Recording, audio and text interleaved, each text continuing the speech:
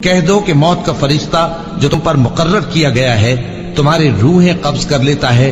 پھر تم اپنے پروردگار کی طرف لوٹائے جاؤ گے، اور تم تعجب کرو جب دیکھو کہ گناہگار اپنے پروردگار کے سامنے سر جھکائے ہوں گے اور کہیں گے کہ اے ہمارے پروردگار،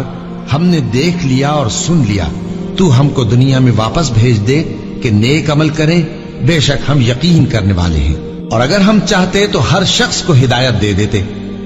لیکن میری طرف سے یہ بات قرار پا چکی ہے کہ میں دوزخ کو جنوں اور انسانوں سب سے بھر دوں گا، سو اب آگ کے مزے چکھو،